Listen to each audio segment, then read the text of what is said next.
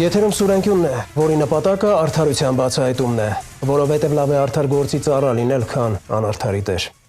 Ես Վայա Ղազարյանս եւ Սուրենքյան ստեղծագործական խումբը բարի ուշ երեկո ենք մաղթում ձեզ։ Երեխաների խնդիրների մասին միայն հունիսի 1-ին չէ, որ խոսում ենք, բայց հատկապես այսօր երեխաների պաշտպանության միջազգային օրը նրանց իրավունքների, մասնավորապես կրթության իրավունքի մասին խոսելու պատեհ առիթ է։ Եվ ուրեմն Հայաստանի հիմնական օրենք սահմանադրությունն ամրագրում է, որ յուրաքանչյուր ոք ունի կրթության իրավունք։ Առանձին հոդվածով էլ մայր օրենքը պահանջում է, որ երեխային վերաբերող հարցերում նրա շահերը պետք է առաջնահերթ ուշադրության արժանանան։ Մինչդեռ կրթության, գիտության, մշակույթի եւ սպորտի նախարարի հրամանով 7 եւ 8 տարեկան երեխաները օրենքով սահմանված ժամկետից ուշ դպրոց գնալու դեպքում պետք է ընդգրկվեն տարիքային խմբին համապատասխան դասարան։ 8 տարեկանում առաջին անգամ դպրոց ոտք դնող երեխան ինչպես է միանգամից 3-րդ դասարանում սովորելու։ Չեմ պատկերացնում։ Ինչու է նախարարությունն այս խստացմանը գնում եւս։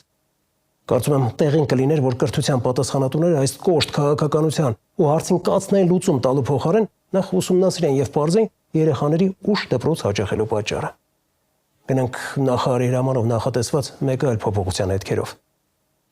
Նախարարությունում որոշել են, որ եթե երեխայի մոտ արձանագրվել է մանկավարժահոգեբանական ծառայությունների 3-րդ եւ 4-րդ աստիճանի աջակցության կարիք, նա կարող է ընդգրկվել իր տարիքային խմբից 1 դասարան ցածր։ Բայց այս դեպքում եւս կիսալուծում է ստացվում։ Լավ է, որ կրթության առանձնահատուկ պայմանների կարիք ունեցող 7 տարեկան երեխաներին հնարավորություն է տրվում առաջին դասարան հաճախել, բայց ինչպես է տառերը չսովորած 8 տարեկան երեխան միանգամից 2-րդ դասարան հաճախելու։ Կրթական բացը ավելի պատկերավոր է դառնում, երբ գումարվում է խնդիրը, որ դպրոցներում ուսուցիչների թափուր հաստիկներ կան ու դրանք չեն դրացվում։ Բուհերում մանկավարժական մասնագիտությունների դիմորդների թվի անկման միտումը իսկապես մտահոգիչ է։ Տեսնես, ուր կհասնենք այս տեմպերով մի քանի տարի անց։ Սուր թեմայի տաղավարում զրուցել ենք կրթության փորձագետ Սերոբ Խաչատրյանի հետ։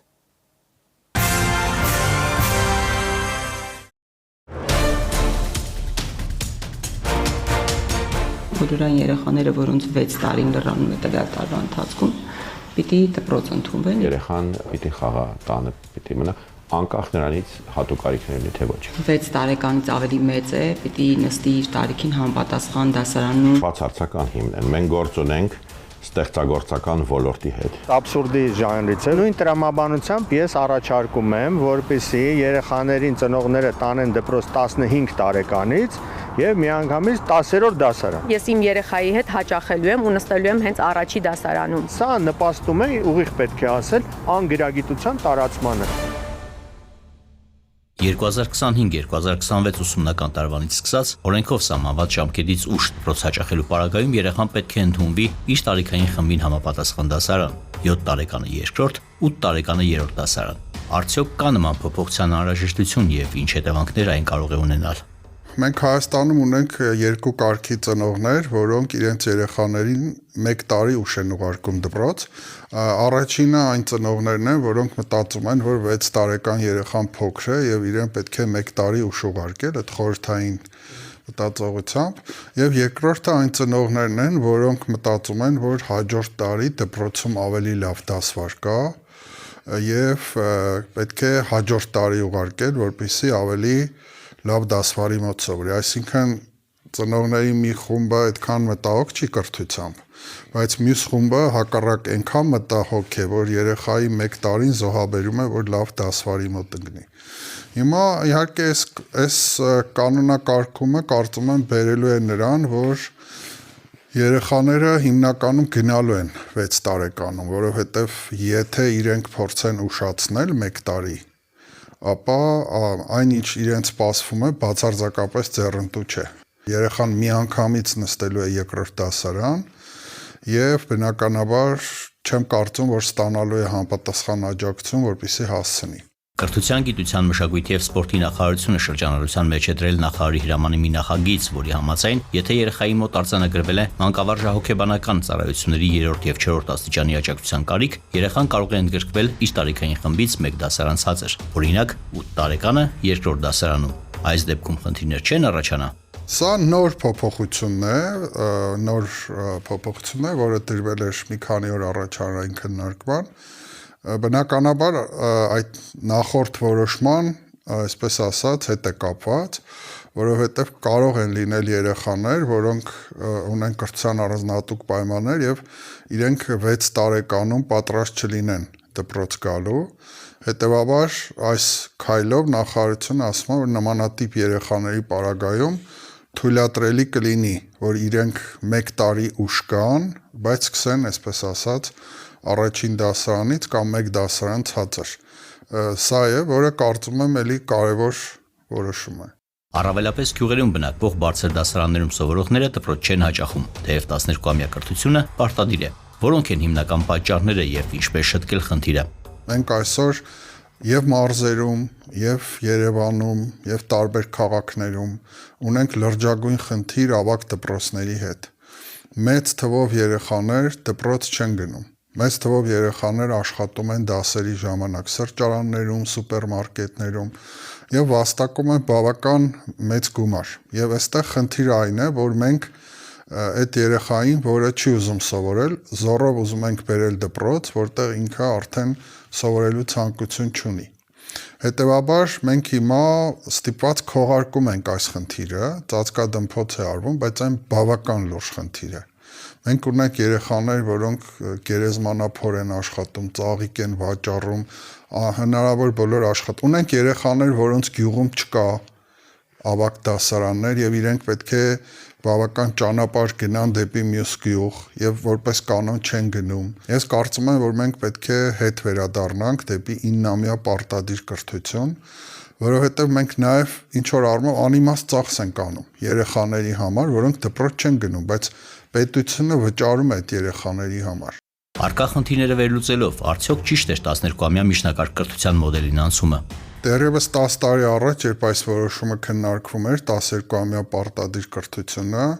ես ասել եմ, որ դա ճիշտ չէ, որտեղ աշխարհի շատ զարգացած երկրներում պարտադիր կրթությունը 9 տարի է։ Մեր պարագայում ներդրվեց այդ համակարգը եւ կարող եմ ասել, որ հիմա այն բացարձակապես չի աշխատում։ Անկամ երեխաները, որոնք գնում են դպրոց, իրենց մոտ էլ 10-ից 12 դասարանների կրթությունը Հայաստանում ընդհանրապես արդյունավետ չէ, իմաստալից չէ, երեխաները անիմաստ ժամանակ են վատնում եւ ես կարծում եմ, որ հիմա ավելի ամեն ինչ խառնվում իրար, երբ որ երեխաները իրենք պետք է ընտրեն ինչ-որ առարկաներ,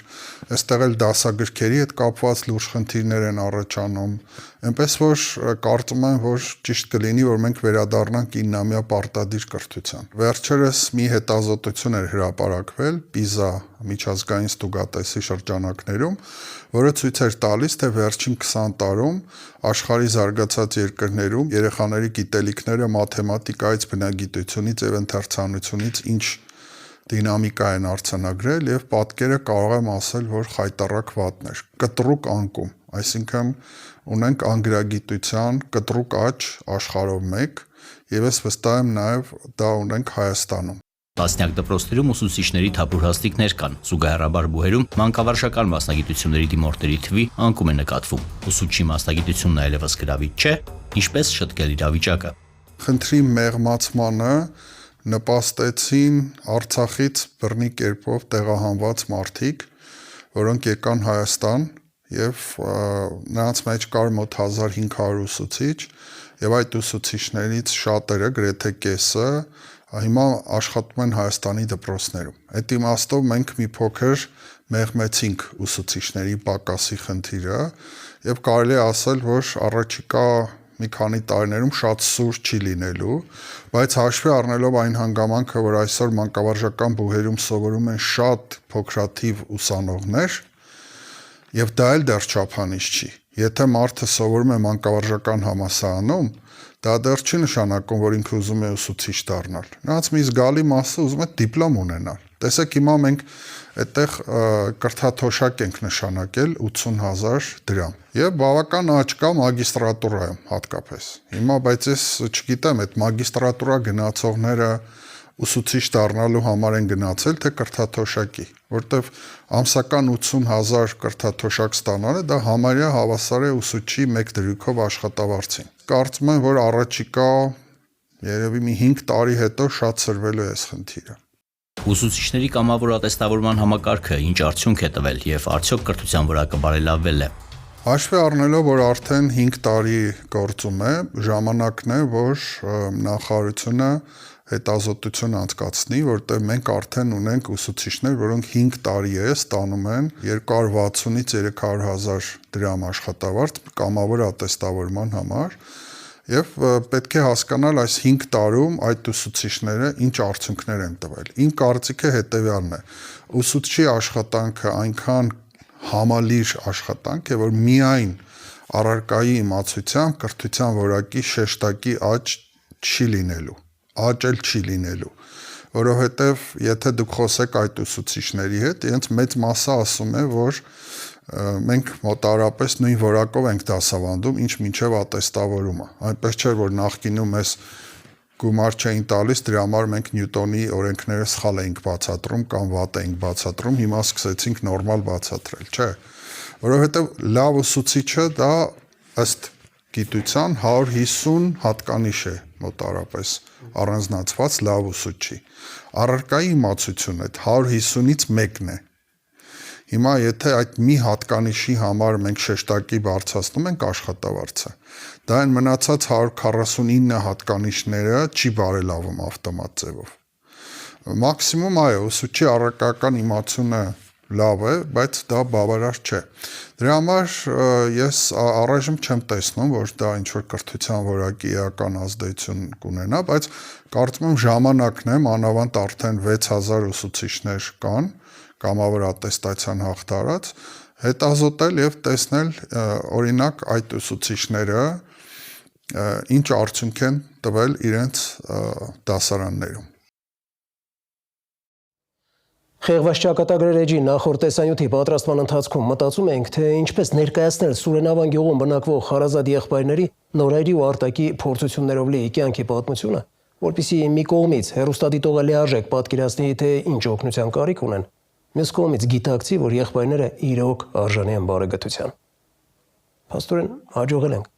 քանի որ հաղորդումը դեռ չավարտված, Արտակն ու Նորայրը տասնյակ անծանոթ մարդկանցից օգնության ու բարեկամության առաջարկներ են ստացել։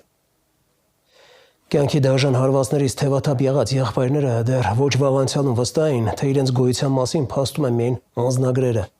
որ իրենց տառապանքի ճիչերը աշխարհի համար անլսելի են։ Հիմա արդեն, երբ երկար սպասված օգնությունն այլևս փաստ է, փոխել են մարդ էակի վերաբերյալ իրենց դիրքորոշումը։ Ավելին, կատարվածից շոկի մեջ էին։ Այո, մեր նախորդ թողարկումից ժամեր անց եղբայրները դրամական մեծ օգնություն են ստացել տարբեր անհատներից։ Մենք էլ նրանց հասցրեցինք սնունդ, կենցաղային տեխնիկա, գույք, շինարարական ապրանքներ ու էլի դրամական օգնություն։ Տղաները վստահեցրին, որ հատկացված շինանյութն ու գումարը ամբողջությամբ կծառայեն իրենց նոր ու տաքուկ անկյան կառուցմանը։ Հավատում ենք նաև, որ եղբայրներին օգնած մարդկանց մոտ այսօր դոֆամին եւ օքսիտոցին հորմոններ կարտադրվեն։ Զարմացեք, գիտնականները փաստում են, որ բարեգործների մոտ սիրո ու երջանկության հորմոններ ավելի հաճախ են առաջանում։ Շնորհակալություն բոլոր նրանց, ովքեր վեր կանգնեցին սեփական հոգսերից եւ օգնեցին կյանքի տասնյակ հարվածներից կքած Արտակին ու Նորայրին։ Ներկայացնում եմ Սվետլանա Ավդիշյանի զորացնող գթությունը տեսանյութը։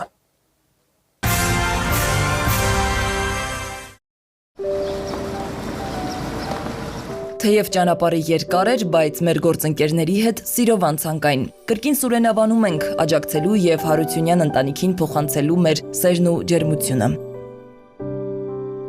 Իրանք սպասում են, որ մեքենան արդեն գալիս էր, Արմենն ասեց, որ եկան իրանք քեռին։ Ես իրանք հայացքներին նայեցի, զգացի, որ իրանք ուրախացան, որ դուք եկաք։ Արտակի եւ Նորայրի հրդեհված տան պատմությունը շատերին հուզեց։ Երբ մեր գործընկերների հետ քննարկում ենք, թե ինչպես կարող ենք լավագույնս օգնել ընտանիքին, կասկած չկար, որ ամենաառաջինը անհրաժեշտ է նրանց սեփական տանիքով ապահովել։ Հենց այս կարիքը աչքի առաջ ունենալով, խաղահրապարակների կանաչապատմամբ եւ ռետինապատմամբ զբաղվող երեխաների համար անվտանգ ու առողջ միջավայր ստեղծող մեր գործընկեր Arix Group-ը ընտանիքին շինարարական քար հասցրեց։ Սա թերևս եղբայրների համար լավագույն ու ամենասպասված նվերն էր։ Հուսով եմ կարողանանք մի հատ փոքր անկյուն սարքենք, որ իրանք եթան իրանց տան մեջ, իրանք այստեղ են հանգիստ, բայց իրանք ուզում են իրանց տան մեջ հանգիստ լինեն։ Ցանկանում քար հերոներից, ցանկանում բորնավորություն, ճանապարհ, բացած պահապան։ Քարին կանի, չենք ամեն ինչը կա, քարին քերներ, բարեկամ մոխի տղաներ, քեր տղաներ, քաղաքը կսարքել։ Քանի որ տղաները հիմա ավտոտնակում են ապաստանել, որոշեցինք նաև նրանց կահույքով ապահովել։ Այստեղ էլ օգնության հասավ մեր մյուս գործընկեր Բազմոց գրուպը, որը ընտանիքին եվրոպական ստանդարտներին համապատասխանող հյուրասենյակային փափուկ ու հարմարավետ բազմոց էր ուղարկել։ Տղաները գոհ էին ու ոգևորված։ Իրանք չունեին բազմոց։ Նոր շինությունը որ սարքենք, բազմոցն էլ կտանենք, թող իրանք բարով վայելեն, չունենք։ Ունեցինք ասեմ բարով։ Հաջորդիվ փոխանցեցինք նաև Արգավան դեմի պատրաստած նվերը։ Ընկերությունը Հարությունյաններին խոհանոցային սեղան եւ աթոռներ նվիրեց։ Ճաշելու, սնվելու տարական պայմաններ նրանք չունեին։ Իրանց փոքրիկ տան մեջ իսկական փոքրիկ սեղան ու աթոռ կնստեն կվայելեն, ուրախանան։ Արտակին եւ Նորայրին հյուր էին եկել նաև դռներ ու պատուհաններ արտադրող շուկայում առաջատար Էկոկոմֆորտ ընկերության ներկայացուցիչները։ Տեղեկանալով եղբայրների ֆինանսական ծանր դրության մասին, անհրաժեշտ գումար էին բերել նրանց հոգսերը փոքրինչ թեթևացնելու համար։ Նորայր ջան, Արտակ ջան, այսուհետ լինեք անփորձանք, առողջություն տա ձեզ Աստված, միշտ լինեք ուրախ եւ երջանիկ։ Շնորհակալություն։ Առողջ եղեք։ Իսկ ահա մեր մյուս գործընկերը լավնաս առեցված մսամթերքներ կրող ընկերությունը հաշվի առնելով ընտանիքի ֆինանսական խնդիրները իր մեծաքանակ արտադրատեսակներով հոգած Հարությունյանների առողջ ծննդի երկարատև պաշարը։ Մսեղենի հարուստ տեսականիով տիկին Անժելան տարատեսակ համեղ ուտեստներ կպատրաստի։ Տեսնելով ձեր այս պատմությունը, լավնա ընկերությունը այս անգամ որոշեց օգնության ձեռք մեկնել ձեզ մեր տեսականով, հուսով եմ կհավանեք։ Եղել լավ ընկերությունը մեզ օգնելու համար։ Արտակն ու Նորայրը նաև սմարթֆոններ նվեր ստացան Mobile Center խանութի տնօրինությունից։ Նորայրը ուրախությունը չէր թաքցնում, ասաց երկար է երազել հեռախոս ունենալու մասին։ Արտակ ջան, Նորայր ջան, մեր գործընկեր Mobile Center-ը ձեզ նաև հեռախոսներ է ուղարկել։ Շնորհավորում եմ։ Շնորհակալություն։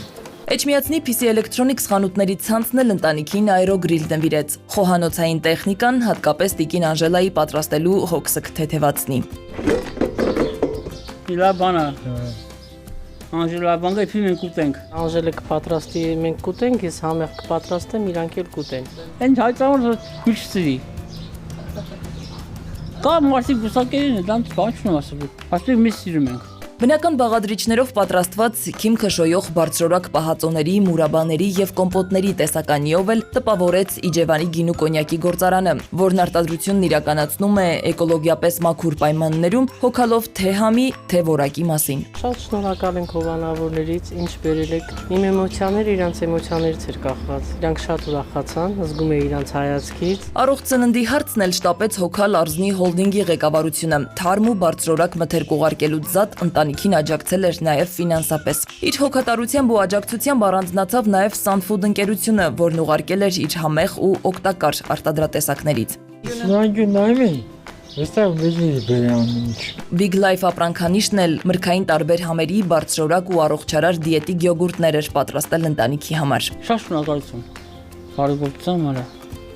Ուղարկելա շնորհակալություն, ասած իրանք առողջություն դա։ Ասած եկողից։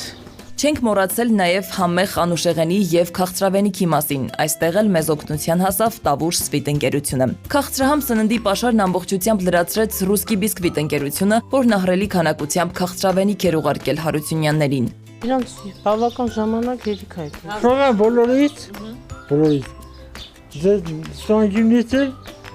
բերողներից եմ։ Իսկ ահա Էկոֆորմ ընկերությունն էլ շտապեց ընտանիքին աջակցել իր որակյալ մաքրող միջոցներով ու տնտեսական ապրանքներով։ Նրանք նաև ֆինանսապես աջակցեցին եղբայրներին։ Ինտելեկտի եւ հաճելի ժամանցի մեկտեղումն էլ ապահովեց Edit Print ընկերությունը։ Բազմաբովանդակ տարբեր ժանրերի գրքեր էին ուղարկել տղաներին։ Ընտանիքը դրամական օգնություն ստացավ ֆրանսաբնակ Արսենից, Բելգիայում ապրող Արայիկից, Դավիթից, Անտոշկա մանկապարտեզից, Ցանցերի աշխարհ ընկերությունից եւ Երևան City սուպերմարկետների ցանցից։ Ուրախ եմ արդեն։ Գիտեմ, որ մեծ օգնող կա։ Կողից օգնում են։ Բարեգործում են։ Նորից շնորհակալ եմ։ Առաջնահերթ իրանց տանը հարց պիտի լուծենք։ Իրանք ձմեռը մոտիկ անում է, իրանք չեն կարող այս պայմաններում ապրել։ Հա, Առաջնահերթ շինանյութի համար։ Ամեն բան ապահով տեղ հասցրինք Լեգարա բեռնափոխադրում իրականացնող ընկերության շնորհիվ։ Դիտելով մեր հաղորդումը, ծանոթանալով Հարությունյան ընտանիքի պատմությանը, տարբեր անհատներ մեր հաղորդումից ընդամենը մի քանի ժամ անց դրամական մեծ փոխանցումներ են կատարել ու իրենց աջակցությունը ցուցաբերել Նորայրին ու Արտակին։ Մեր գործընկերների սրտացավ ու կարեկից հեռուստադիտողների շնորհիվ կարողացանք որոշ չափով ապահովել նրանց նոր կացարանի կառուցման ծախսերը։ Նրանց կրկին ապրելու ու չհանձնվելու կամքն ավելի տոկուն դարձավ։ Այսօր Նորայրն ու Արտակը զգացին, որ ոչ միայն մենակ չեն կյանքի այս անողոք դժվարությունների առաջ, այլև իրենց ճակատագիրը բարեգութ մարդկանց հոգածու ձեռքերում է։ Սվետլանա Ավդիշյան, Վահան Գուլոյան, Սուրենկյուն։ Թողարկման երկրորդ հատվածում կներկայացնենք։ Որոշեցի լրացնել տարեկան եկամուտների հայտարարագիրս։ Երրորդ օրն է, այդպես էլ չեմ կարողանում։ Ինչու եք ընդունում այս օրենքը եւ սա ինչ հետևանքներ կարող է ունենալ։ Իր ուսերին դրված պարտականությունը քաղաքացիների անգամ 10%-ը չի կատարել։ Իրականը դինամիկան է։ Թվերը համակարգի ձախողման մասին են խոսում։ Նույնիսկ նախորդ տարվա ցուցանիշին չեն ասում։ 3 պատճառ են առաջ բերում, երկուսը տեխնիկական, մեկն էլ բնականաբար մեղադրանք է։ Մարդը չի հասկանում, թե ինչու պետք է ներկայացնի հայտարարագիր։ Որտեղ պետությունը սխալվեց, որ փուլում ձախողեց գործընթացը։ Նույնիսկ իրենք շատ լավ չեն պատկերացնում ինչ է սպասվում։ Քաղաքացու կյանքը ըստ էության բարդացել ու առանց գաղտնիքների է մնացել։ Խնդրի կառավարման արդյունքը Սեյֆը տագնու վրա արած տեսնես, $500,000 ավելի գումարն էլ հափշտակված, չհետիզվող պահարանը բացվել է բալանների օգնությամբ, կրկնօրինակով։ Ժամանակավոր պաշտոնակատարի այլայլված, լարված ու մատնող դեմքն են հիշում։ Գորթ Հադևոսյանը սկսեց հուսմունքներ տալ խոստովանական ձեռբերված ապացույցների ճնշման ներքո անհերքել։ Տեսանյութում շատերը ֆիքսած կլինեն, թե ինչպես է շփոթմունքից ձեռքից վայր գցում իրերը։ Հացերից խուսափելու համար տալիս է Գորթ Հադևոսյանի անունը։ Էկրանների առջև նստած անվտանգության աշխատակիցները պետք է չէ նկատեին դա, չեն նկատել։ Տարօրինակ տեսքով քաղաքացին ինչ է ժամեր շարունակ անում այս դռների մոտ։ $500,000-ից ավելի դոլարն իր վստահորդի գումարն է։ Գործարարը ոչ մի նախկինների հետ կապ չունեցող Ով ինչ ուզում է ասի, Ռուսաստանի նախկին վարչապետ Վիկտոր Չեռնոմիրդինի ուզում էինք ավելի լավ ստացվեց ինչպես միշտ արտահայտությունը նրան պարզապես դասական դարձրեց։ Երկրի առանձնահատկությունները, մարդկանց մտածելակերպն ու հասարակության արժեհամակարգը հասկանալու համար իրոք պետք է խորաթափանց լինել։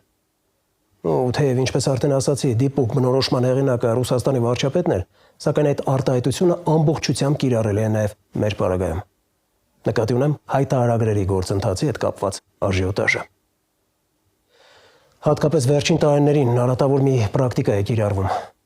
Ինչ որ հարցի վերաբերյալ որոշում ընդունելուց հետո է գործադիրը մտածում դրա իրականացման մեխանիզմների ապահովման մասին։ Ու որպես հետևանք նախաձեռնությունների մեծ մասը կամ տապալվում է, կամ կյանքի է կոչվում կիսատ պռատ, ինչն էլ հետագայում դառնում է լուրջ դժգոհությունների եւ ընդվզումների պատճառ։ Ահավասիկ, հայտարարագրերի լրացման վերջնաժամկետ սկզբում սահմանվեց մայիսի 1-ը, հետո երկարաձգեցին մինչև նոյեմբերի 1-ը։ Ինչու՞։ Որովհետև ի հետ եկան տեխնիկական բազմաթիվ խնդիրներ։ Մասնավորապես չի ակտիվանում հայտարարատուի էլեկտրոնային ստորագրությունը, մարդիկ հաճախ չեն կարողանում մոտ գործել համակարգ, խնդիրներ կան նաև կապված նույնականացման քարտ ստանալու հետ։ Էլ չեմ խոսում հայտարարագրման բովանդակության ու նշանակության մասին։ Այսինքն ինչ նպատակ է այն իրականում հետապնդում եւ ինչ է տալու շարքային քաղաքացուն։ Փաստն այն է, որ մինչև այս պահը ընդամենը 54,000 քաղաքացի է լրացրել 2024-ի եկամուտների տարեկան հայտարարագիրը։ Նույնիսկ իշխանության ներկայացուցիչներն են ընդունում, որ սա շատ փոքր թիվ է։ Համակարգի դեմ ընդվզողները նշում են, որ եթե լավ ծրագիր է, ինչու է պետությունը դռնեդուռ ընկած մարդկանց համոզում։ Իսկ փորձագետները կանխատեսում են, որ մինչև նոյեմբեր սահմանված ժամկետը դարձյալ երկարաձգվելու է։ Չէ՞ որ նախընտրական փուլ ենք մտնելու, իսկ վերարտադրվելու համար իշխանությանը ավելորդ գլխացավանք պետք չէ։ Այժմ Էդուարդ Պողոսյանի եկամուտների մշուշոտ իլյուստրացիան տեսանյութը։ Մի շարք որոշումներ են կայացել, որոնք այսպես ասած սահուն են դարձել կյանքը հայտարարագիր լրացողների, ունենք բավական մանրամասն ուղեցույցներ, համապատասխան էջ եւ նաեւ ունենք մշակված կոնցեպտ հայտարարագրման նոր հարթակի, բայց Այս հայտարարությունը պետական եկամուտների կոմիտեի նախագահն ընդամենը նորեր առաջ արեց։ Ես էլ որպես Հայաստանի պարտաճանաչ քաղաքացի ոգևորվեցի եւ որոշեցի լրացնել տարեկան եկամուտների հայտարարագիրս։ Երրորդ օրն է, այդպես էլ չեմ կարողանում։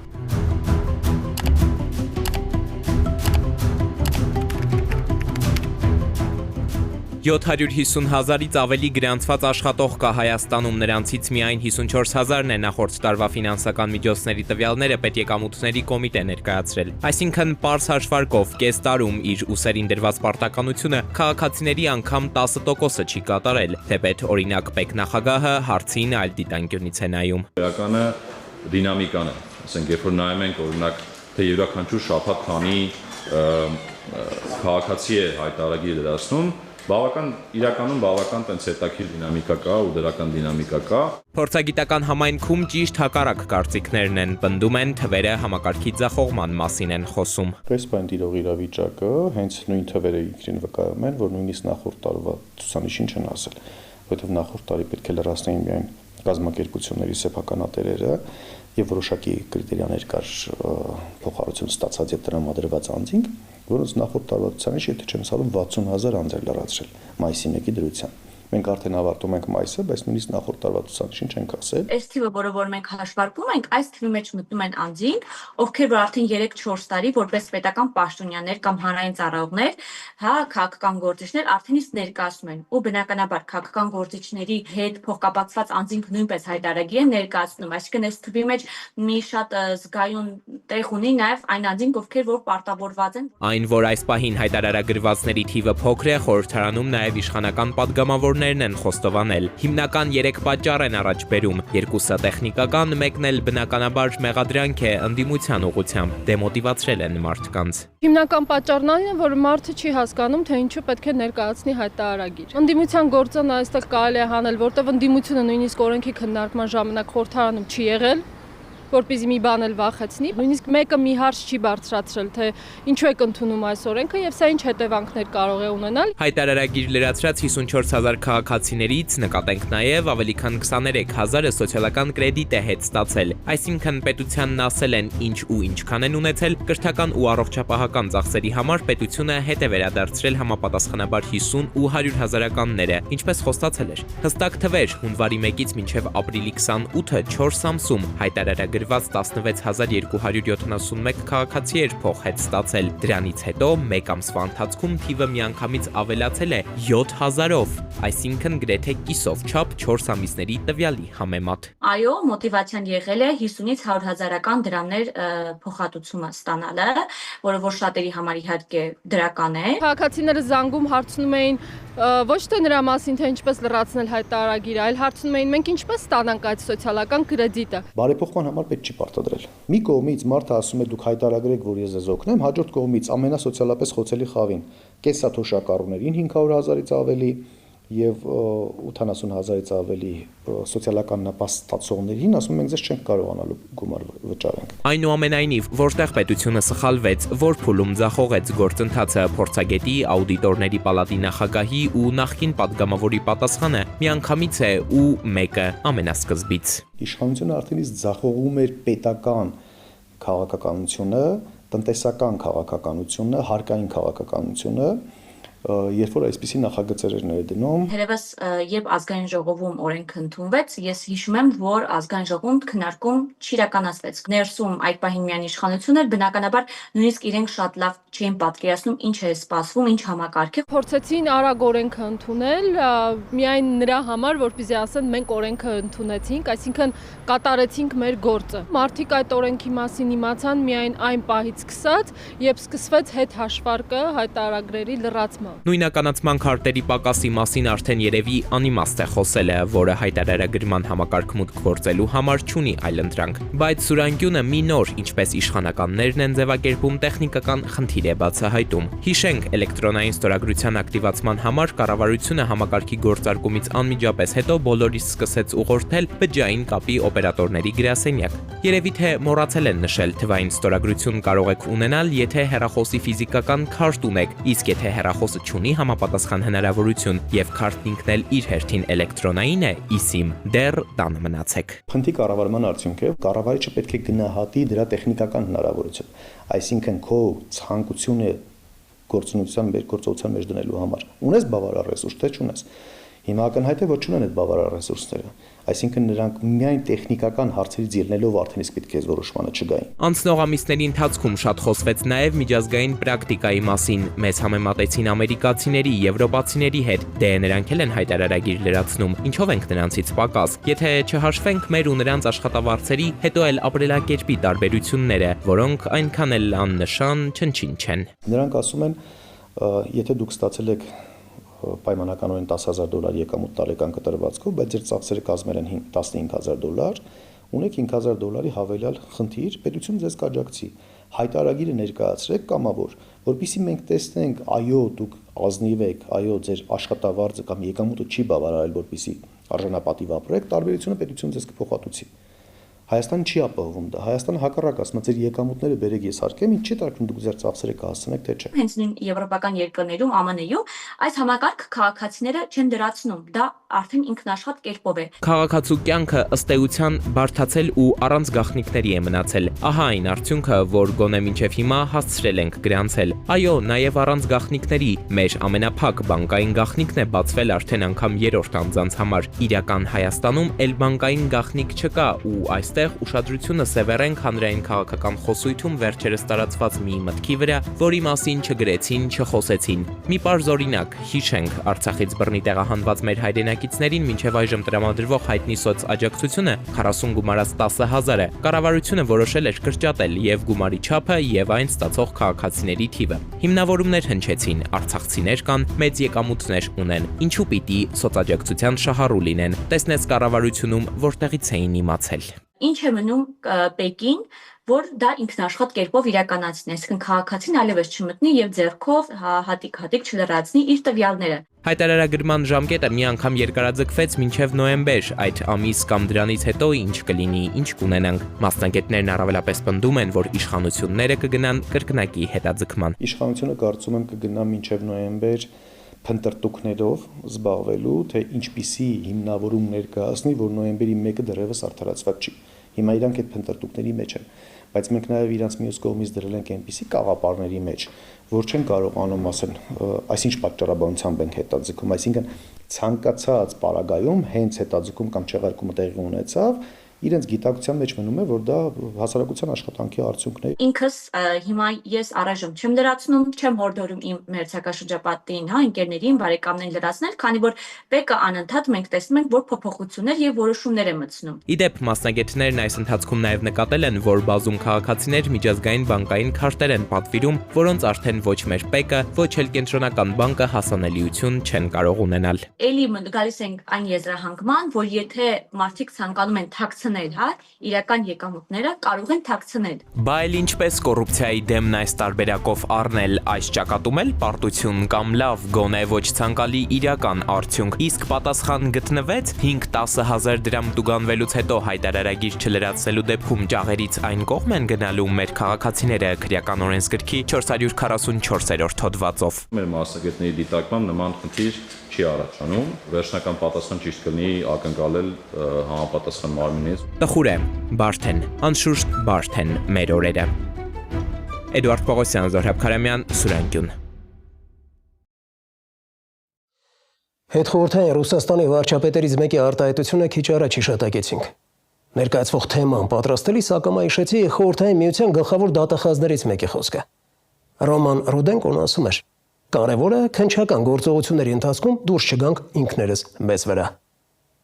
Քննչականի վարչության պետերից մեկի մասնակցությամբ քննչականի շենքից մոտ $590,000 գողությունը, որը սոցցանցերի օգտատերերը որակեցին դարի գողություն, ասվածի ապացույցն է։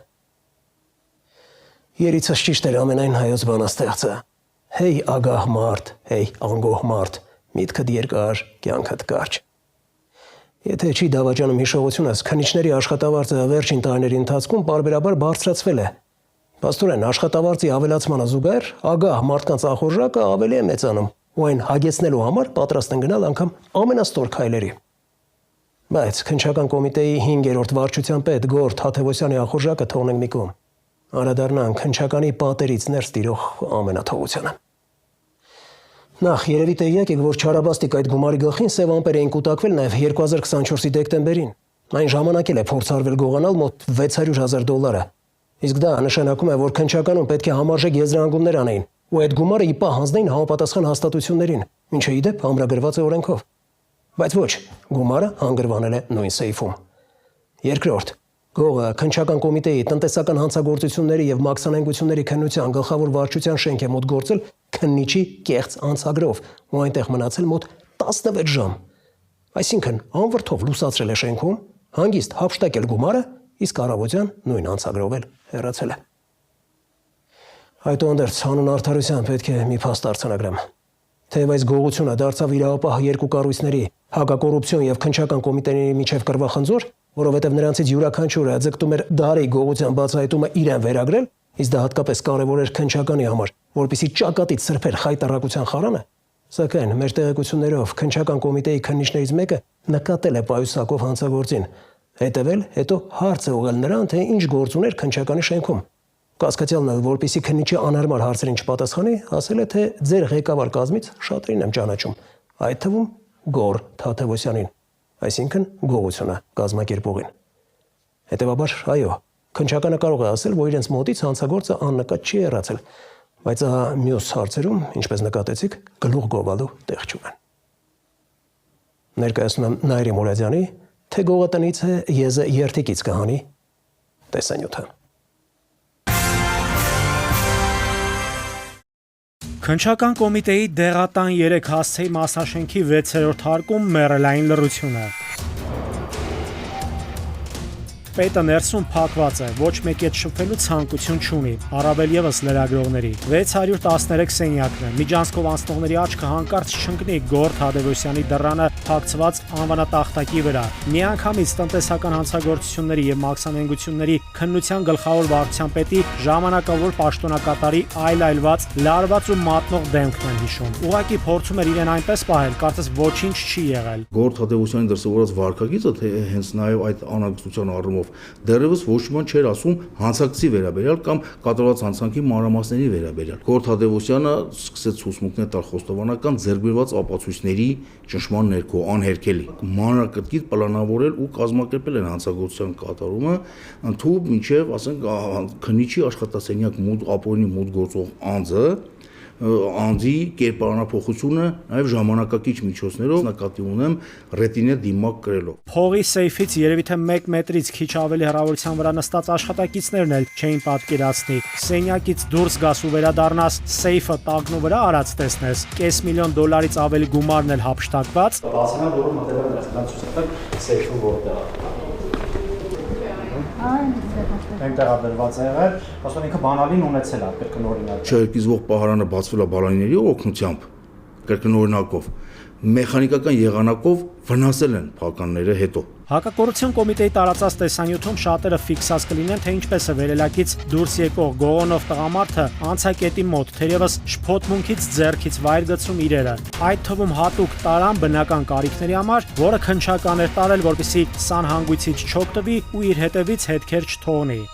Իրավապահներն ասում են, վերելակի դռները բացվում են ու փողը տանողը դեմ դիմաց մի քննիչի է հանդիպում։ Ահա այս քննիչն էլ հետամուտ լինելով տանողին հասել է Հանրապետության հրապարակ ու հարց ու փորձ արել։ Հանցավոր անձը, ով որ շենքից դուրս է գալիս եւ հանդիպում է շենք մտնող քննիչին, ճանապարհին խոսելով, քայլելով անձը փորձում է ճշտել քննիչը մինչև Հանրապետության հրապարակ, հասնելու այս ողջ ճանապարհի ընթացքում տարբեր հարցեր է ուղղում հանցավոր անձին, հանցավոր խմբի անդամին, քննիչի աշխատասենյակ ապօրինի մոտ գործած անձին, ով ընդամենը կարողանում հարցերից խուսափելու համար տալիս է Գոր Թադևոսյանի անունը, որ ձեր ղեկավարներից ճանաչում եմ նաև Գոր Թադևոսյանին։ Սա է հանդիսանում պատճառ, որպեսզի քննիչը իր բջջային հեռախոսով զանգահարի Գոր Թադևոսյանին եւ փորձի նույնականացում կատարել անձի։ Անունն է տալիս, որ ճանաչում եմ ղեկավարներին, բայց շենք եկել եմ լրիվ անձնական այլ հարցերով, որի մասին չեմ կարող ասել։ Ու այստեղ են բռնել թերևս դարի գողության կծիկի թելը։ Գողոնով բեռնված դիմակավորված անձը քննության նախնական արդյունքներով պետք է որ մատնած լինի փողի տեղը մատնացույց անողին, տվյալ դեպքում քննիչ Գորթ Հադևոսյանին։ Կրկին հակակոռուպցիոնի տարածած կադրերին են ուշադրություն դարձնում, հատկապես վերելակի մոտ կանգնած տղամարդու ծոծրակին։ Սուր աչք ունեցողը կնկատեր, հնարավոր է դիմակ է։ Էկրանների առջև նստած անվտանգության աշխատակիցները պետք է չէ նկատեին դա, չեն նկատել։ Ենթադրում եմ, որ այդ անցակարգը օգտագործելը կարող էր նաև շփոթության մեջ գցել անվտանգության աշխատակիցներին։ Գումարն առևանգած քաղաքացին ժամեր շարունակ հենց այս հատվածում է նստած եղել, եւ հետաքրքրականն այն է, որ առաջի հարկում աշխատանք տանող անվտանգության աշխատակիցների մտքով էլ անգամ չի անցել բարձրանալ 6-րդ հարկ տեսնելու համար, թե տարօրինակ տեսքով քաղաքացին ինչ է ժամեր շարունակ անում այս դռների մոտ։ Միջանցքի մի ծայրից մյուսն են քայլում քննչականի աշխատակցի հետ։ Ով է տեսախցիկներով վերահսկում քննչականի ներսում կատարվող գործողությունները։ Այդ տեսախցիկներով ֆիքսված յուրաքանչյուր գործողություն անվտանգության աշխատակիցների ուշադրության կենտրոնում պետք է լիներ, չէ՞, հատկապես այն դեպքում, երբ այդ տեսախցիկներով հսկվող հատվածում դռներից այն կողմ խոշոր կես միլիոնից ավելի գումար է պահվում, չհրկիզվող պահարանում։ Եվ գլխավոր հարցը՝ ինչու պետք է այդքան մեծ չափի գումարն ի պահ դրվեր սեյֆում։ Ընդհանրապես քննչական գործողություններ կատարելիս արգրաված դրամը, կտրոնները եւ արժեթղթերը պետք է պահպանության համար հանձնվեն պետական բանկի հիմնարկներին կամ դրանք պետք է մուտքագրվեն քրեական վարույթն իրականացնող մարմնի դեպոզիտ հաշվին։ Օրինակ, եթե քննիչի մոտ գտնվում է իրական ապացույց ճանաչված դրամ, արժեթղթեր եւ այլն, ըստ օրենքի դրանք պետք է պահվեն կամ դեպոզիտ հաշվին, կամ պետք է տրամադրվեն բանկային կամ վարկային կազմակերպության։ Քննչական կոմիտեի ղեկավար Արթուր Պողոսյանը դեպքից հետո ասել էր, որ ոչ միայն այդ, այլև մի շարք այլ քրեական վարույթներով արգրաված գումարներն ու թանկարժեք իրերը անվտանգ պահպանելու նպատակով քննչական մարմինը գրությամբ դիմել է կենտրոնական բանկին, սակայն կենտրոնական բանկից պատասխանել են, որ 2024 թվականի դեկտեմբերի 31-ից հետո գլխավոր դրամատունն այլևս պահպանության գործառույթ չի կատարում։ Քրեական վարչի շրջանակներում քննության առարկա է հանդիսանում, նաև այդ ուղղությամբ են քննությունն իրականացվելու, բարձելու համար հանգամանքները, թե ինչից ելնելով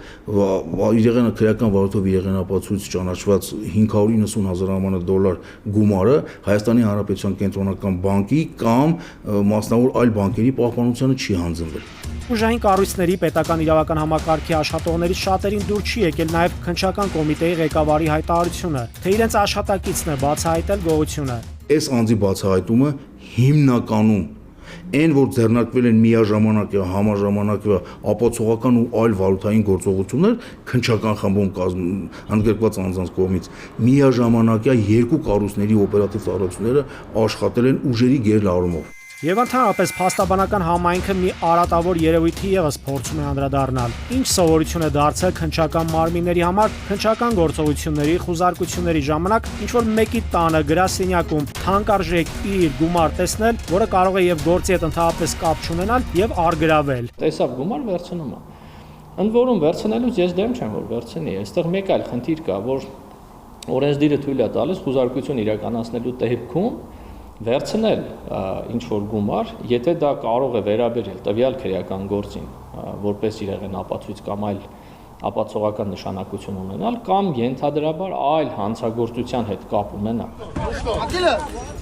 Գողությունն ըստ նախնական մարմնի կազմակերպած Գորթ Հադևոսյանը, գումարը հափշտակած Էդգար Գրիգորյանը կալանավորված են։ Գողոնից պակաս 11200 դոլար գումարը հայտնաբերելու ուղղությամբ ձեռնարկվում են միջոցառումներ։ Իդեպ Գրիգորյանը 2020-ի նոյեմբերի 9-ի գործով մեղադրյալներից է։ Ինչպես են ծանոթացել քննիչ Հադևոսյանն ու գումարը սեյֆից թռցնողը, մանրամասնում է Գրիգորյանի պաշտպանը։ Բարեկամ չեն, հարազատ չեն, ընկերներ չեն։ Ուղղակի ծանոթ են։ Իսկ ով այդ խոշոր գումարի տերը, գործողությունների սցենարն ավելի զարգացավ, երբ կապ հաստատեցինք փաստաբան Ալեքսանդր Սիրունյանի հետ։ Կես միլիոնից ավելի դոլարն իր վստահորդի գումարն է։ Գործարարը ոչ մի նախկինների հետ կապ չունեցող, ոչ ներկաների հետ կապ չունեցող, ընտանիքով հին գործարարներ են, այդ փողն էլ բանկից կանխիկացվել է, չեկերը կան, լվացած փող չի։ Դե այդ ուղղությամբ նախաձեռնված վարույթ կա, փողի լվացման հատկանիշներով, եթե ես չեմ սխալվում, այդ դրա շրջանակներում նոր գնահատական կտրվի գումարի ծագման աղբյուրի վերաբերյալ։ Օրինական են, ապօրինի են։ Զրուցակիցս Գոհար Քալաշյանն է։ Նա այն հետաքննող լրագրողներից է, ով 70-ականներին կենտրոնական բանկից 1,5 միլիոն ռուբլուց ավելի հափշտակված գումարի վերաբերյալ հետաքննություն անցկացրեց։ Լսել է քննչականից $590,000 հափշտակության դեպքի մասին ու 70-ականների այդ խոշոր գողությունն է աչքի առաջ եկել։ Այս գործը իրոք շատ զուգահեռներ ունի նրա հետ եւ ինքնըստինքյան մարդը, որը զբաղվել է նրանով, չէր կարող այդ զուգահեռները չանցկացնել։ Այդ դեպքի հետ կապված մի դրվագ հիշեց Գոհարը։ Երբ որ բանկի վերին հատվածում հանցագործը պատը փորելիս է եղել, ներքևում հերթապահող ոստիկանը բարձրացել է վերև, անցել այդ հատվածով, սակայն չի տեսել հանցագործին։ Վերջինս դրան հետևում է թաքնվել։ Իսկ մեր օրերում, երբ խոշոր գումար էին տանում $590,000, ինչու վերև բարձրացող հսկող ստուգող չկար։ Այստեղ որ ոչ մեկը ուշադրություն չի դարձրել, հնարավոր է այդ շղթայի մեջ կա մարդ, որին ձեռնտու չի եղել, որ դա նկատվի, որը տեղեկացված է եղել, որը պայմաններ է ստեղծել, որպեսզի դա ուշադրություն չգրավի։ Թողտվությունն ու պաշտոնյաների անտարբերությունը պետական համակարգի նկատմամբ բերել հասցրել այս բարձի թողի վիճակին։ Մտահոգվելու տեղ չկա, գումարը տանել օրենքը պաշտպանողների հենց ձեռքից։ Այսօրվա դեպքը նույնպես ցույց է տալիս համակարգային խարխլվածություն։ Փաստաբանական համայնքը, քննիչ, դատավոր աշխատածները կիսում են հանրության մտահոգությունները, ասելով, որ այս համակարգում մթնոլորտն այս պահին առողջ չէ, քանի որ շատերը գործում են մեկ անձի պաշտամունքի սկզբունքով։ Որքան կպահպանվի մեռելային լռությունը քննչականում, ինչ հարց կլուծի դարիգողությունը համարվող այս արտառոց դեպքի շուրջ աղմուկը, ինչ դաս էր սա իրավապահների համար եւ ինչ հետևանքներ կունենա։ Հարցեր են, որոնք պատասխանի են սպասում։ Նաիրի Մուրադյան, Վահան Գուլոյան, Սուրանկին։ Կհանդիպենք քիչ անց։ Երբ տեսել է բժիշկներին, կացին են նետել իրեն օգնության հասած 26-ամյա բժշկի ուղղությամբ։ Ժողովրդի ասած շունը տիրոջը չի ճանաչում, ու դա բնական է։ Պատկերացնում եք, մարդը եկել է խալխի համար գործը անում, բայց զրկվում է մեքենայից։ Մահացածն ու վիրավորը աշխատում էին ազգային պարկում, մահացածն էլ Նիկոլ Փաշինյանի քեռու որդին էր։ 2 տարի առաջ զրկվեցին հայրենիքից, տնից, հիմա կորսրեցին երեխային։ Մարդը 104 տարի ապրի ու մահանա թարից։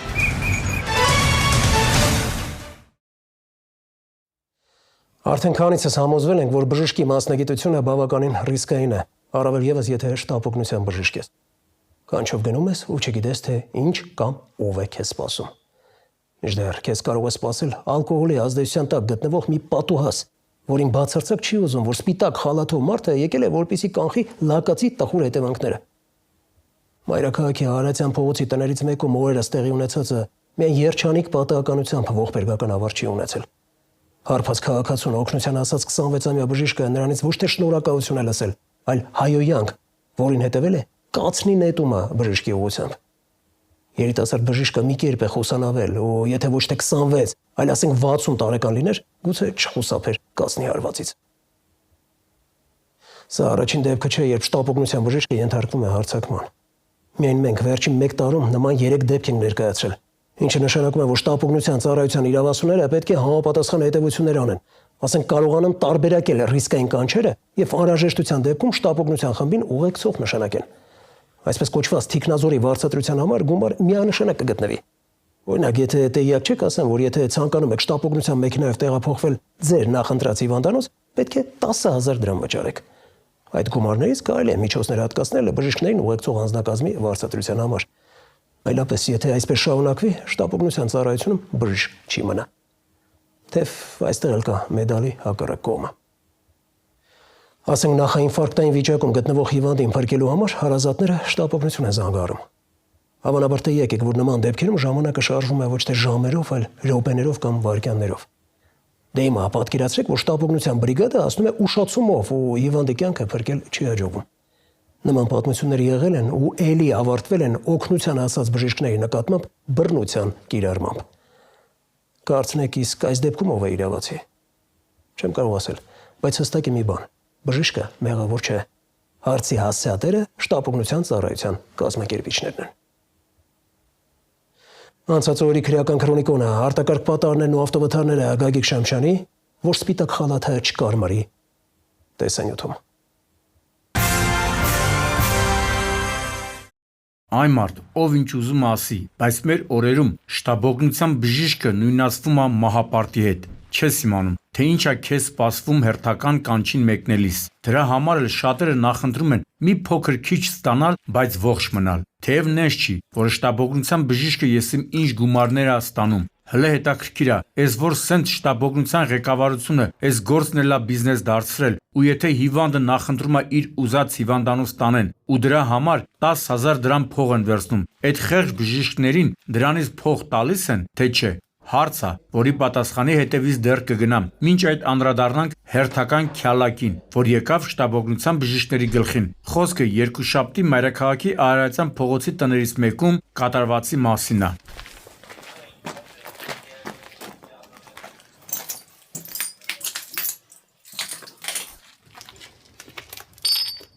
Իրայ գորեկան ես արդեն են ջարդել էի։ Հասկացա, հետո պարկած էի դու։ Հա, բար երկասար գնացի ընդերից կացինը վերեցի։ Չէ, ես ջարդել, այստեղ եմ բերել, չէ, իրանք եկան ու ասում, ու մեկը տենամ իրան գնացի։ Եվ ուրեմն երեկոյան ժամը 21-ի սահմաններում ոստիկանության Շենգավիթի բաժնում օպերատիվ տեղեկություն են ստանում, թե բա տներից մեկում քաղաքացին ուշադրություն կացնով հարձակվել է շտաբօգնության բժիշկների վրա։ Պատկերացնում եք, մարդիկ գնում են փրկեն հիվանդին, նա էլ կացնով հարձակվում է նրանց վրա։ Օ մարդ արարած, որքան անշնորհակալ ես դու։ Լավ, լիրիկան մի կողմ։ Այդ ապորիգենը պարզվում է հարբած է եղել, ու երբ տեսել է բժիշկներին ինչ որ արտահայտություններ է արել ու կացինը նետել իրեն օգնության հասած 26-ամյա բժշկի ուղղությամբ։ Գիտեմ որ աթոռը տակում դրել։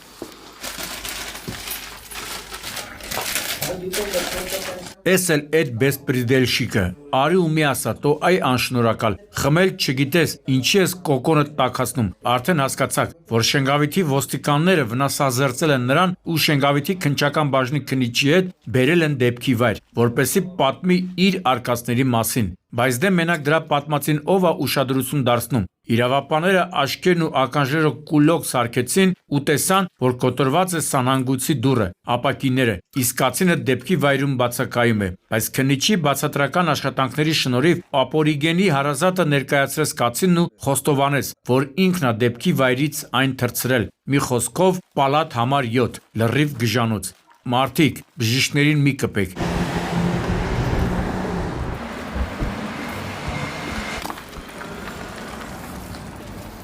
Երևան Երասխ ավտոճանապարհ, օրինակ ձեզ ինչ ասում, այս բառակապակցությունը, ճիշտ եք, հանրապետության ամենահագեցած, բայց նաև ամենավտանգավոր ճանապարհներից մեկն է։ Այս մեր որոշ վարորդներ իրոք անուղելի են։ Հենց ճանապարհները վատ ալինում, ձեները գցում են կոկորդները, թե բա մատը մատին չեք տալիս։ Հենց ճանապարհը որակյալ է լինում, ոդկը գազից չեն թողնում։ Դե մի հատ էլ հերիքա մեքենան BMW մագնիշ լինի ու խնդրեմ, մեկը գլխի վար շրջված, մյուսը կոաշրջված։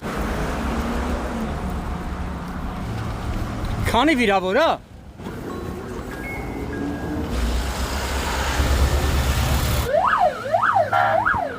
Ու եթե նախորդ դեպքում բետոնախառնիչ բեռնատարը հարվածել էր գազախողովակին, այս դեպքում BMW-ն բախվել էր հեղուկ գազ տեղափոխող բեռնատարի հետ։ Տվյալ պարագայում ոչ միայն հանգերը իրար բռնեցին, այլև կարող էին հետևանքները նույնանման լինել։ Միայն երջանիկ պատահականությամբ երկու դեպքում էլ չունեցանք մարդկային կորուստներ, չնայած որ Մասիս քաղաքի մուտքի մոտ բախման հետևանքով BMW-ն գլխի վեր շրջվել էր։ Մի քանի տոննա հեղուկ գազ տեղափոխող բեռնատարն էլ կոաշրջվել։ Ընդ որում երկու մեքենաներն էլ հայտնվել են ճանապարհի երթևեկելի գոտում, ինչի պատճառով էլ առաջացել էր մի քանի կիլոմետրանոց խցանում։ Ո՞նց անենք, ես ախտնել ես կոմբենա։ Շարժվի։ Ոտը գալիս է գազի։ Մեգա ոնց էլ անեք։ Փրկարար կնայ։ Տեսնում եք, թե ինչ գժանոց է տիրում։ Միտեղ բուժօգնություն են ցուցաբերել երկու քաղաքացու, մյուս տեղում հեղուկ գազի մեքենայի վրա հատուկ փրփուր են լցնում։ Մեկ այլ տեղում ռշեժները հոսանքազրկում են մեքենան բարդություններից խուսափելու նպատակով։ Մի խոսքով ժողովրդի ասած շունը տիրոջը չի ճանաչում, ու դա բնական է։ Այս ճանապարհը ռազմավարական նշանակության ճանապարհ է, որտեղ էլ միշտ էլ մեքենաների մեծ հոսք կա։ Հետևաբար հետաքրքրասերների կուտակումը եւս կարող էր ողբերգական հետևանքներ ունենալ։ Բարեբախտաբար օպերատիվ ծառայությունների ճիշտ գործողությունների արդյունքում նոր լարվածություն չստեղծվեց եւ կատարվածի հետքերը արագ եւ որակով մաքրվեցին, բայց դե պետքա դեռ հասկանան, թե մեքենաներից որ մեկի վարորդն է մեղավոր կատարվածում։ Մի բան հստակ է, առանց մեծ արագությունների նման պատկեր չէր ստեղծվի։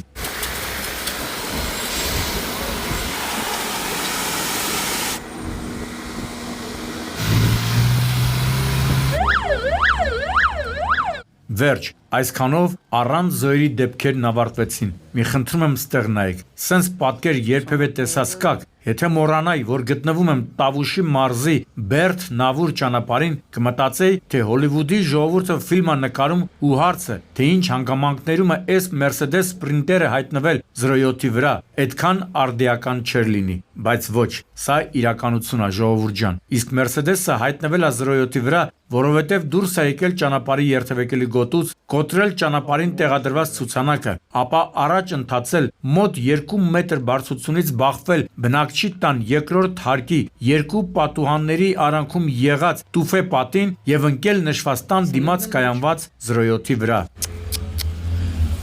Ով գիտի խեղճի աշկը կպել է։ Կամ կողա ավտոյի տեխնիկական խնդիր եղածել լինի։ Կարող է, ինչ ասեմ, թող նախաքնական մարմինը դա պարզի, իսկ մենք պետք է արձանագրենք մի շարք իրողություններ, մասնավորապես, որ ջարդուխուրդ եղած այս Sprinter-ը գրանցված է մի ընկերության անունով, որը ամեն օր Պաշտպանության նախարարության ենթակայության տակ գործող զորամասեր սնունդ է տեղափոխում։ Չգիտեմ, թե այս անգամ ինչ է արել, բայց իրոք չի բացառվում, որ վարորդի աչքը կպած լինի կամ սրտի հետ ինչ-որ խնդիրներ ունեցած լինի, թե չէ, մեքենան նորմալ վիճակում էր երևում, դժվար թե լուրջ տեխնիկական խնդիր ունենար։ Սնունդն էլ մեջն է։ Զինվորների սնունդը շուտ հասցնեն։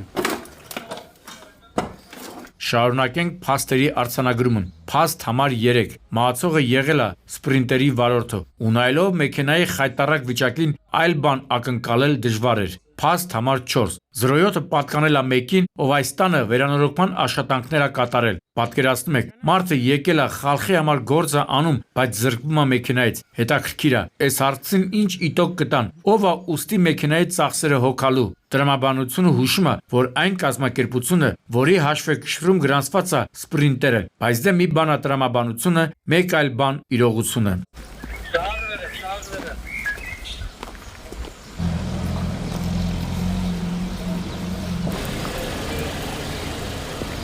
Չենք հեռանում Տավուշի մարզից եւ տեղափոխվում ենք Դիլիջանից դեպի Հաղարձնի վանք տանող ավտոճանապարհ, էլի օրը ցերեկով ու էլի անհայտ հանգամանքներում։ Այս անգամ պիկապ Mitsubishi-ն է դուրս եկել երթևեկելի գոտուց ու գլխի վրա շրջվել։ Այս ճանապարհով երթևեկացները կհաստատեն, որ բավականին մեծ բարձրությամբ հատվածներ կան ու բավական է զգոնության թեթևակի թուլացում ու կարող է մի քանի տասնյակ մետրից գլխկոնձի տալ, այնպես ինչպես տեղի ունեցավ այս դեպքում։ Չէ, մի լավ է։ Դա խոսազվելու է մեծ իննա։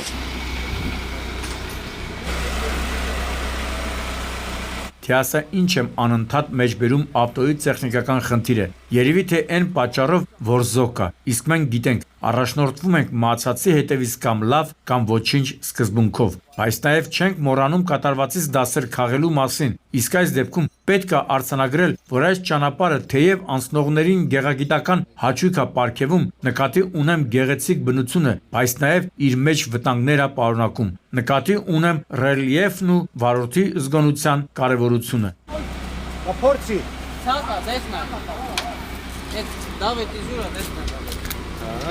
Նայելով այս մեքենայի վիճակին դժվար է պատկերացնել, որ ողջ մնացած մարդ կլինի, հրաշք տեղի ունեցել, բայց մասամբ։ Պարզվեց, որ մեկ հոգու տարբեր աստիճանի մարմնական վնասվածքներով տեղափոխել էին Դիլիջան բժշկական կենտրոն, ու այս հարցում ապրեն Դիլիջանի հիվանդանոցի շտաբօգնության բրիգադները, որ արագ էին հասել դեպքի վայր ու տեղում առաջին բուժօգնությունը ցուցաբերել, իսկ այն մյուսը հենց տեղում մահացել էր։ Պարզեցին նաև, որ մահացածն ու վիրավորը աշխատում էին ազգային պարկում, մահացածն էլ Նիկոլ Փաշինյանի քեռու որդին էր։ Համենայն դեպս այդպես էին ասում դեպքի վայրում հավաքվածները, ժողովուրդ ջան, առաջիկայում ամառը ու այս մարշրուտը պահանջարկ է վայելելու, նենց որ աշխատեք շատ ուշադիր լինել։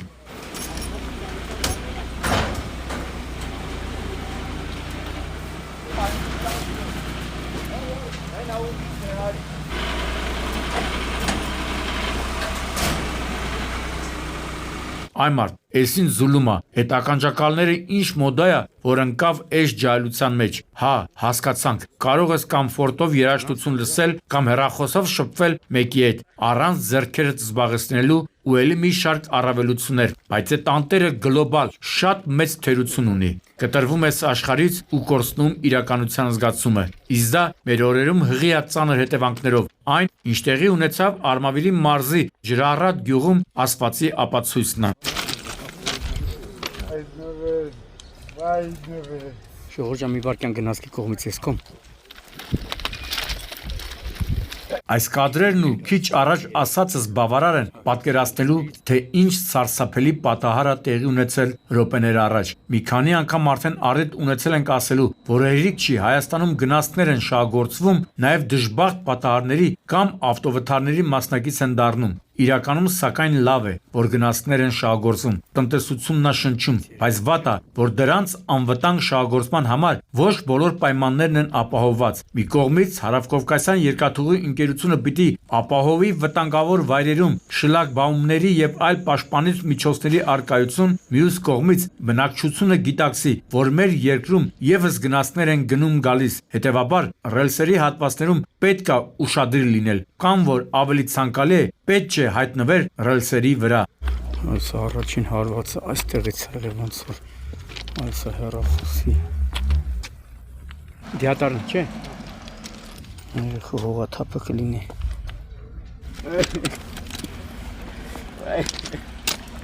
Սպիտակ սավանի տակ երեխա է, անչափահաս 14-ամյա Մարտինը, հերոսական Արցախից։ Այ մարդ, այդ անտեր փորձանքը որ գալիս է, մենակ չի գալիս։ Պատկերացնում եմ Մարտինի ծնողների վիճակը։ 2 տարի առաջ զրկվեցին հայրենիքից, տնից, հիմա կորցրեցին երեխային։ Նախնական տեղեկություններով Մարտինը ականջակալներով նստած է եղել ռելսերի վրա, չի նկատել գնացքի մոտենալը։ Նախաքննությունը կպարզի, թե արդյոք գնացքավարը 37-ամյա Վայն ազդանշան է տվել, բայց անգամ եթե տարել, եթե ականջակալների մեջ երաժշտության ձայնը բարձր է եղել, երեխան կարող էր ազդանշանն էլ չլսել։ Ցավակցելով Մարտինի ընտանիքի անդամներին ուզում են երիտասարդությանը կոչ անել, ականջակալների գերի չդառնալ, հետևաբար չկտրվել իրականությունից։ Դա կարող է ձեզ համար կյանք արժենալ։ Հարվածի տեղն է։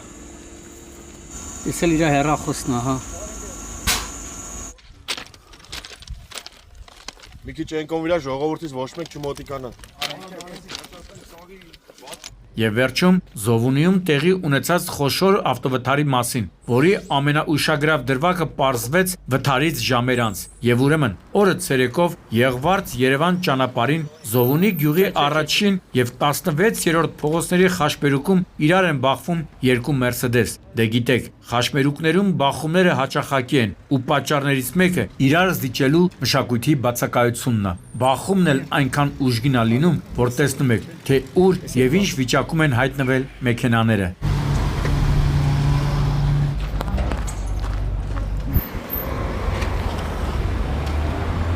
Միանշանակ կասեմ, ու թող դա գովաստ չընչի, որ եթե բախված մեքենաները այլ մակնիշի լինեին, հիմա այնտեղ գտնված վարորդներն ու ուղևորները մահացած կլինեին։ Բայց դե այս սերիայի Մերսեդեսների ժեշտը ուրիշ է։ Դրա համար էլ Մերսեդեսներից մեկի երթևեկելի գոտուց դուրս գալու եւ բետոնե էլեկտրասյանն ու բնակչի տան պարսպին բախվելու հետևանքով 3 հոգի տեղափոխվել էին հիվանդանոց։ Մեքենաների պինդ ժեշտից բացի քաղաքացիների սրտացավությունն ու շտաբօգնության օպերատիվ աշխատանքն են փրկել մարդկանց, բացի մեկից։ 2 վիրավոր, չէ։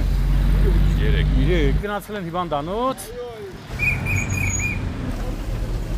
Մերսեդեսներից մեկի մեջ նստած է եղել ուշադրություն 104-ամյա Գրիգոր Պապը, Երևանի ամենատարեց մարդը։ Պարզեցինք, որ նրան էլ էին տարել Արմենիա բժշկական կենտրոն, հետո տեղափոխել էին Սուրբ Գրիգոր Լուսավորիչ բժշկական կենտրոն։ Նշված բժշկական կենտրոնից էլ ահազանգել էին ոստիկանություն, որ Գրիգոր Պապը հիվանդանոցում մահացել է։ Պատկերացնում եք, մարդը 104 տարի ապրի ու մահանա վթարից։ Բոլորին մաղթում եմ, որ այդքան ապրեք ու այս աշխարհը շատ գեղեցիկ լքեք։ Գագիկ Շամշան, Սուրանկյուն։ Այսքանը Գործով զորանանք ու առողջ հոգով եւ լուսավոր մտքով առաջ շարժվենք։ Կհանդիպենք հունիսի 8-ին ժամը 22-ին։ Աստված պահապան հայազգին։